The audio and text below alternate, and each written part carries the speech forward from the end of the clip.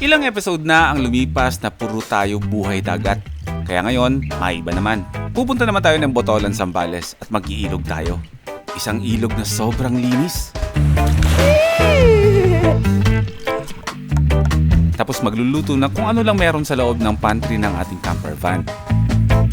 So, mga hapunan, kanin, century tuna, Hansong. at ang muling pagbisita sa tinatawag na the home of boy first time, Liwliwa, Zambales. Welcome to RSVL Riverside, Liwa. This is my home. Hey! Kumusta? Ito ang aking mga pamilya dito. Ngayon lang ako nakapagod eh. Bro, where are you, bro? Tita! Bro Sam! How are you? Where are you? I'm Sam! Long time no see. Oo nga. Like, 2 years yata, ano? How's life? Good.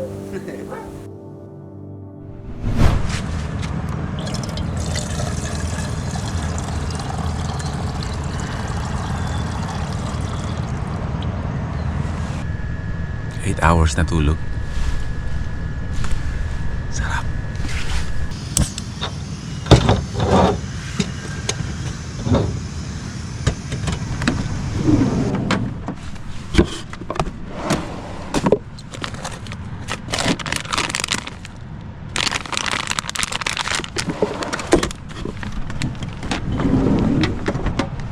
Nag-spend tayo ng 3 araw dito at ngayong umaga kailangan na natin mag-prepare.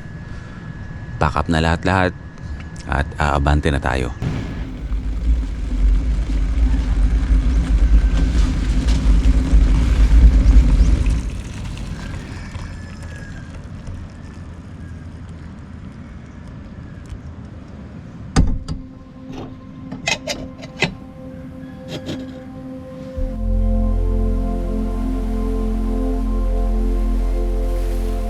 Alam ko na si Boy First Time ang nagpapakalma sa inyo, nagpaparelax sa inyo bago kayo magsitulog sa gabi.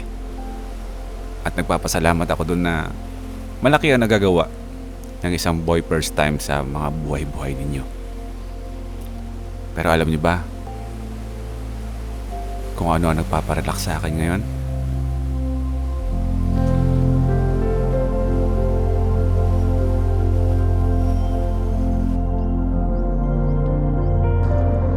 Isa yun sa mga dahilan kung bakit maagang-maaga ako gumigising. Kasi meron na akong daily routine para gawin yung meditation. Para saan yung meditation? Sineset ko yung sarili ko. Sineset ko yung mood ko. Sineset ko yung pagkatao ko. Kumbaga, simula pa lang ng araw, ginagawa ko to para maghapon maging okay ako. Hindi naman ito yoga. Meditation lang. Proper na paghinga. Okay na. Maganda ng umaga natin. Maganda na araw natin. Naunahan ng kakalmahan eh. Pag sinet mo sa sarili mo, sa isipan mo, na ngayong araw, kahit anong pagdadaanan ko, magiging kalmado ako. Malalabanan mo yon. Kasi mind setting yun eh.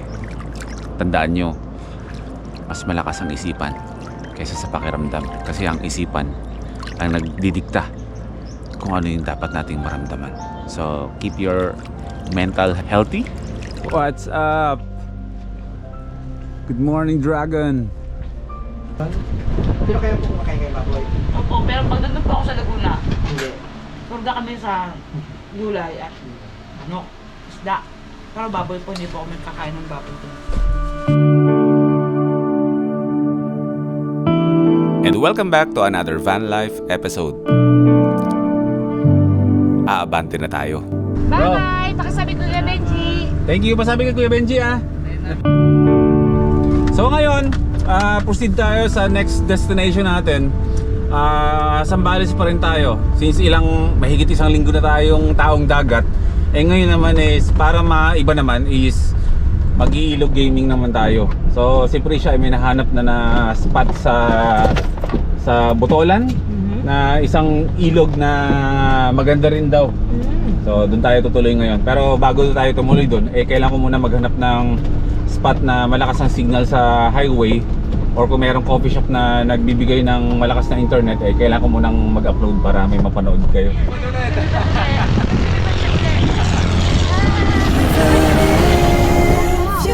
May aeroplano. Ang tawag doon? Ano ba maliit na yun? Aeroplano. Weird. Don't let your worries weigh you down, down, down. You can still take flight. Alam mo ba, nandiyan sa taas ng kabundukan na yan, merong isang restaurant dyan na masarap ang mga burgers. Parang doon yata, doon. Pero challenge siyang pag-akit dyan. Kinaya ni Watod noon, ako, si John Fox at sila Sadik. Pero hindi pa ganito yung setup ni Watod. Hindi pa siya... Wala pa siyang roof tent. Wala pa siyang roof tent noon. Gusto mo ng masarap na burger? Pag hindi naman kinaya, pwede naman tayong matras eh. Makaka tayo ng mataas na kabundukan talaga to. Oh! Hindi ganito to dati.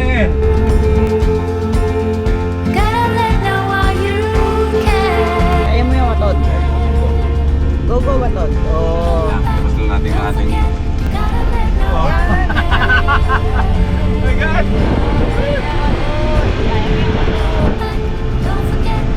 Pataas na. Ayun ba? Pataas. Parang kaya naman ni watod. Oh, bakit ang kaya? Bakit ang masaya? Sabi ba? Oo. Hindi pa yung tapon. Hindi pa yan tapos? Hindi pa yung tapos. Wait, there's more. There's more. Ayun pa. Tutok-tutok talaga siya.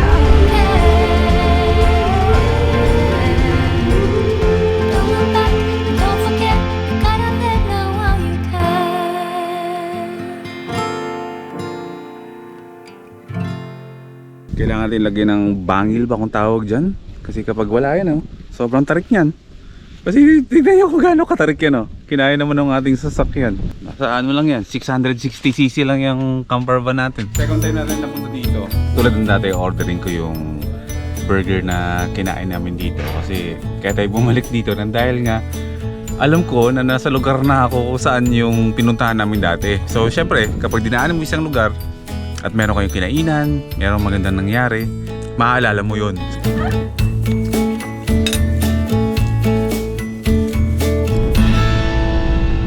Ilang kilometro lang pagkababa ng bundok, ilog na. Welcome to Botolan. Yours to discover. Nice signage siya. Wala na kasi tayong suka at kape. Buti na lang at meron kami nakitang tindahan. Kahua Kalia? Ayan na ang sinasabi. Ay, di pala. Diretso pala. Akala ko kakaliwa eh. Ang sabi ng mga lokal dito, sa araw, mainit. Pero minsan naman daw, kahit araw malamig. Pero sa gabi, malamig. Sa madaling araw, mas malamig. So, sana, marami ng mga vloggers na pumunta dito. Bibisitahin lang natin. Spend lang tayo ng overnight. Depende. Pag mapasarap tayo, depende sa takbo ng kwento natin dito. Dua Khalifa. Dua Khalifa. Tignan natin kung matitrip naman natin eh. Why not? No? Kahua. Muna natin yung kanina ko muna yung Hello po. Kakampo kami. Camper van. Pwede po. Online gaming lang muna tayo ngayon. Parang hindi ko trip mag tent. Kaano lang tayo. Mag-o-owning. Every time na nagbubukas ako ng roof tent, pinapakiramdaman ko rin, tinitignan ko rin. Depende sa sa location eh. Ito river. Medyo matao siya. Pero maganda yung ilog. Malalaman natin mamaya. Ang init. init dito, no? Bakit ganun kapag nasa mainit tayo, naghanap tayo ng malamig? Kung nasa malamig tayo, naghanap din tayo ng mainit. Oo. My goodness. Baka mamaya-maya Kapag lumubog na yung araw, malamig. Ayun, malamig din simoy ng hangin. Pero mainit talaga eh. Kaya tama lang na hindi tayo nag set up ng roof tent. Kasi yan yung iniiwasan namin eh. Kapag mainit ng panahon, hindi magro-roof tent. Kasi nga, pagpapawisan sa loob, mangangamoy yung kutsyon. Ma-absorb yung mga pawis ba? Magdidikitan yan sa sa kutsyon, sa kumot, ganyan. Mangangasim. Kaya, ayun, hammock gaming tayo ngayon. Tsaka dito tayo sa baba ng van matutulog. Si Prisha dun sa hammock. Dito ako sa baba kasi mag-i-edit pa ako. Tsaka yun nga, hindi nga tayo nagdala ng Starlink. Kasi nakakainis yung Starlink na yan. Nung bumili tayo ng Starlink, ilang buwan lang, 2 buwan lang, lumabas yung maliit na Starlink. Ganun talaga. Malaki-laki ng Starlink talaga. Maliit yung sasakyan natin. Ang isikip dalhin. Laki. Ngayon, lumabas yung Starlink kasing laki lang ng laptop.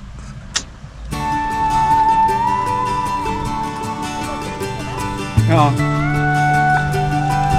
Kung kanina dumating tayo na medyo crowded yung lugar, parang masasabi kong solo na natin yung lugar.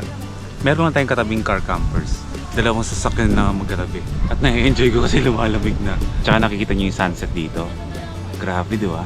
Ganyan ang sunset dito sa Zambales. Ang tawag namin dyan is marshmallow sunset.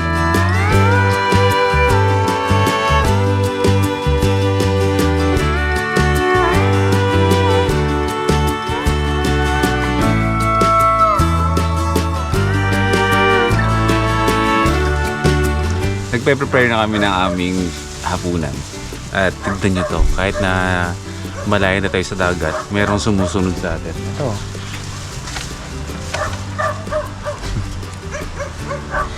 Sinusundan tayo ng lato. Paminta, patis yan, suka.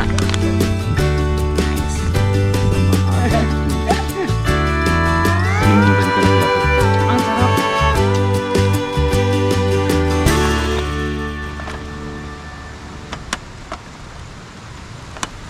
Buti na lang talaga din na linggo tayo nakarating dito. Kasi nga, may mga pasok na kinabukasan yung mga tao. Kaya nagsiuwian na. At bukas pagising natin, sigurado ako na hindi din ganun kadami ang tao dito bukas. So, may enjoy natin yung lugar.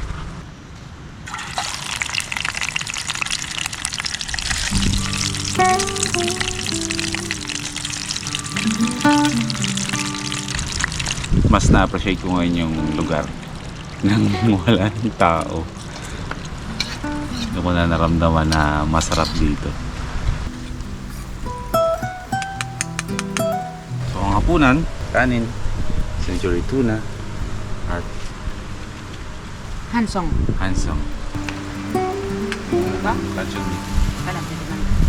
Parang hindi eh. Tikman ko yun eh. Masarap siya? Ituloy natin yung kwento bukas. Itutulog ko muna to. Tutulog muna kami. Si Prisha ay natulog sa hammock sa labas. Ako dito sa baba kasi nga hindi na tayo nagbukas ng roof tent. Then bukas maaga tayo gigising. Like, ay, hindi naman pala ako gigising ng maaga. Pero feeling ko magigising pa rin ako ng maaga. Pero pag gising natin, enjoy ko yung napakalinis na tubig na yan dyan. Dyan sa Kailugan. Kasi sobrang linis talaga. 5-star hotel. Good night. 6:05. Naaga ko nang gising. Kalabig kayo. Bugnaw kayo. Atin ang buong lugar. 9, 10, 11, 12, 1, 2, 3, 4, 5, 6. 9 hours na tulog straight mga first timers ang naranasan ko ngayon dito.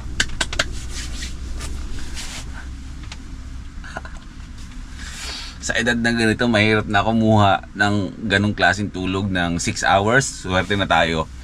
Pero ako, 9 hours. Let's go. Welcome to my van life.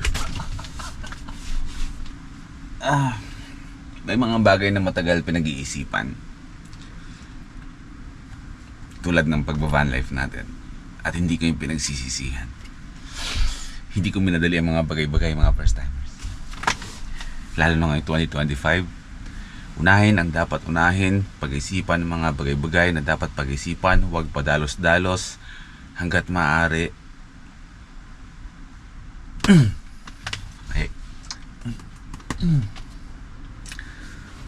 Dik-dik.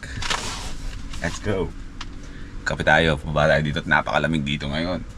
Napapaligiran tayo ng mga ago o malakas na hangin, malamig na hangin. Malinis na kailugan dito sa labas ng ating camper van.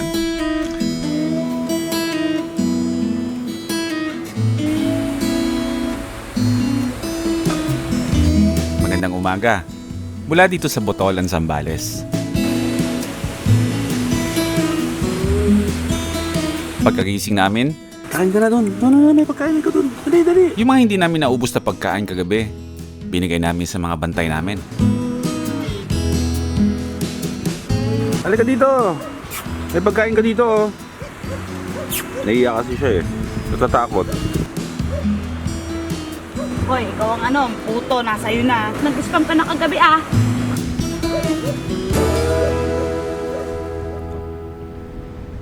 Hopefully, hindi pa naman masyadong matao ngayon dahil Lunes ngayon. Ang lahat ng mga tao na ngayon, majority, papasok na sa trabaho. At tayo, ay wala tayong trabaho, guys. May trabaho ako. Ito yun. Morning! Tulog pa siya. Sana yun sa hamok eh. Mountaineer dati yan eh.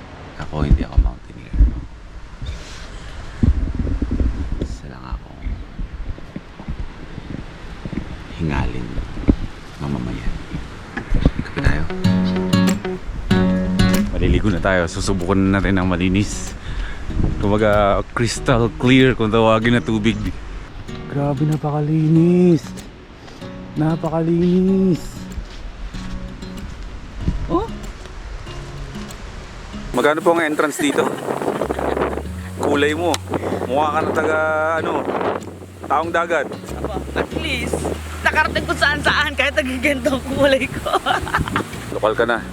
Inilagyan mo ng ele. Turuan kita kung paano maging lokal ng Zambales. Eh! Hey! Oh my God! Totoong hindi talaga matatawaran ang mga magagandang kailugan dito sa Zambales. Ang Zambales kasi mabuhangin. Kaya lahat ng mga kailugan dito kaya ganito kalinaw ay dahil finifilter ng mga buhangin ang dumi sa mga katubigan na umaagos dito sa mga kailugan. Wanna be free of this heart, yeah. Wanna feel your arms around. I need you more, need you here, more than I would like to admit. Let's forget about tomorrow, yeah. Should I hide away forever? Should I close my eyes and never again hold you tight? Kape kayong dalawa ni General. Salamat, General. At kami naman ay magkakape ni Jello. Oo nga no. Ni Momen. Regalo sa akin yan ni General. Ito ay regalo naman sa akin ni Momen. You never lie, you never ever scared of the dark. So why am I the one who cries? I'm so afraid to be left behind. I think about you a lot. It's almost like I can't stop. Can't stop. Yeah. You never lose. Pagkatapos ng agahan, tumulak na agad kami. Pretend that I'm okay. It's just a phase. Kahuwa Kalia, maraming salamat po sa masarap na pagstay namin. Nakapagpahinga po kami ng maayos. Dahil meron tayong isang lugar na bibistahin natin muli. Napaka-espesyal sa akin ang lugar na to. Kaya hindi po pwedeng hindi ko to dadaanan kapag ako ay dumadaan ng Zambales. You would find a new distraction. I need you more. Parang kahapon yung inakit natin na burger shop. May campsite sa taas. Parang yun yung pinaka sa tuktok yung campsite. Oh. Parang yan ah. Oo.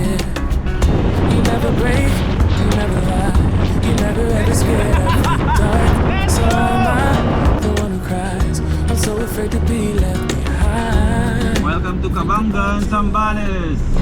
It's almost like I can't stop. Can't stop. Yeah. You never San Felipe, Zambales. trying hard to can't stop. Can't stop.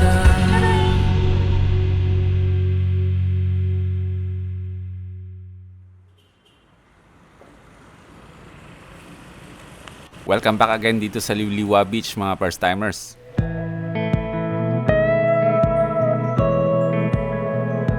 Sa lahat ng mga matatagal ng first timers, alam niyo yan. Sa mga bagong first timers, sa lugar na to, nagsimula si Boy First Time.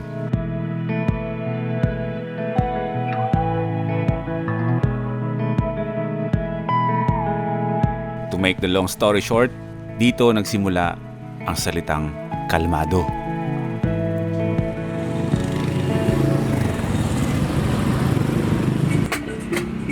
At sa lugar din na ito, natuto akong mag-appreciate sa mga native na mga products na gawa ng mga lokal. O sabihin na natin local products. Kakako ko. Ice cream. Oo. Gusto mo i-try? Ay, meron pala sila mga pagkain ng mga silog-silog. Kaya inanungan nila, in-offer din yan. May dining sila dyan? Yes, ma'am. Alright. Yun, sakto-sakto. Nasa Liwliwa, Zambales tayo mga first timers. Ang kinakatayo natin ngayon is Liwa, Zambales. Liwliwa, Zambales. Ang balak sana namin, pumunta pa ba doon para magkape sa coffee shop ni Mama Phoebe. Mga kaibigan natin yan doon. Pero siguro, bisitahin ko na lang sila doon mamaya. Kahit hindi na ako mag-vlog, makita lang nila ako. At syempre, binisita ko pa rin ang masarap na kainan ni Mami Phoebe kahit wala siya dito ngayon. Alright. Lahat ng mga pumupunta sa Liwa, kilala itong kainan na to. Alam mo, kaya kong tumira dito sa Liwa ng matagal lang. Hindi ako nagbabayad ng stay. Alam ko anong sikreto. Ano? Tutulong ako sa isang resort para mag-maintain ng mga kalinisan ba, lagay ng arts, ganyan-ganyan. Kasi may tinatawag kasi dito na work away. Yung mga work away na tinatawag, ito yung mga iba't ibang lahi sa ibang bansa. Meron silang isang page na doon sila nag-post kung kanino sila pwedeng mga beaches ba pumunta. So dito, kumukuha sila ng mga work away. Pupunta dito yung mga foreigners, magsistay sila ng libre ang pagkain. Kapalit nun is yung papanatili nila ng kagandahan ng resort. Tapos most of the work aways kung tawagin ay related sila sa music and arts. So sila yung nagde-decorate ng mga sites sa mga resorts, and then yun, kapag musikero, sila yung tumutugtog sa gabi kapag may mga guest. May mga kaibigan ako dito na nag-for group na talaga ng ibang lahi dito sa dulo, sa Riverside. Tsaka napakadami kong kaibigan dito.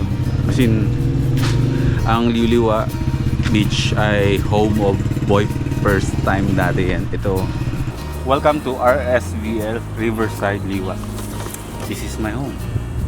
This is my river. Doon pa pala yun. Teka. At dito nakatira ang aking mga kaibigan, ang aking tita. At dito, sana ay tawid na ang camper van sa loob kasi kapag nakakatawid na ang camper van dito, pwede tayo mag-stay dito ng matagal. Oo. Kahit 2 weeks pa. Tita!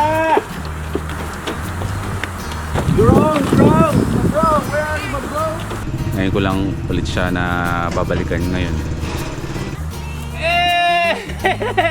Kumusta? Ano na? Ang buhay may asawa. Ang aking mga pamilya dito. Ngayon lang ako nakapunta eh. Anak mo to? Si Asha yan, anak ni ate. Ah. Si Aileen, nasan? Pasok ka dyan. Andiyan sila? Yun. See you later. O sige. Oh my God, ang cute ng dog! May dog na naman tayo dito. Meron pa ano? Sige bro. Tita! Anak mo yan? Hindi, kay Bibi yan. Kay Bibi yan. Nag-asawa ka na ba? Ha? Nag-asawa ka na? Nakaiwalay lang. Kay walay na? Oo. Hi tita. I miss you. Saan si Tito? Wala buta barang sa barangay. Ito, Ano si ng barangay? anak ni Bibi. Anak ni Bibi to? Oo. Ganda ng mata pa ni. Manang-mana sa daddy. Manang-mana sa daddy. Session na yan. Kaganda naman eh. Blue eyes. Ganda ka na. Oh my God. Ganda daw ikaw. Anak ko. Tumanda naman ng Liwa. Naging commercialized lang din talaga siya. Pero ganoon naman talaga eh. Ganoon naman talaga habang lumilipas ang panahon. Talagang nagiging productive, nagiging outlet. Bro Sam, how are you?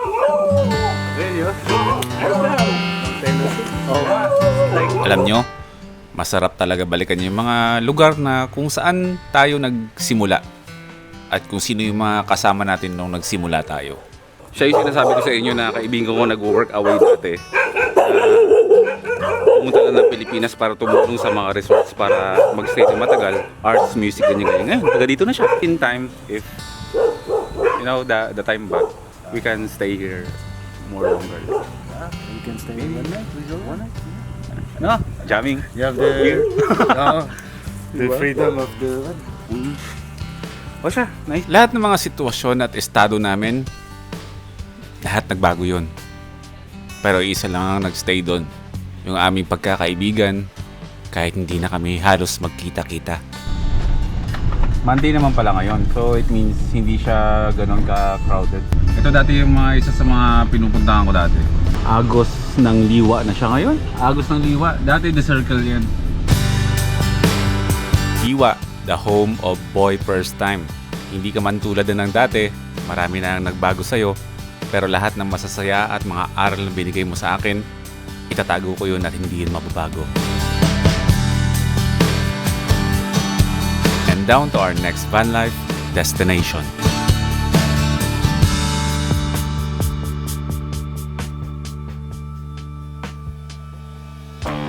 Si Netoy, si Bukbok, at si Watod. Maghahanap lang kami ng pwedeng pagkain. Kasi mo malaman kung paano nakatawid ang mga minivan sa bansang Pilipinas. Oh, sige. Content ba? Content? Oh. Content? Oh. Bakit Bukbok ang tinawag o pinangalan mo sa iyong minivan? Kasi tol, so... Ang sakit naman nun. Masakit talaga!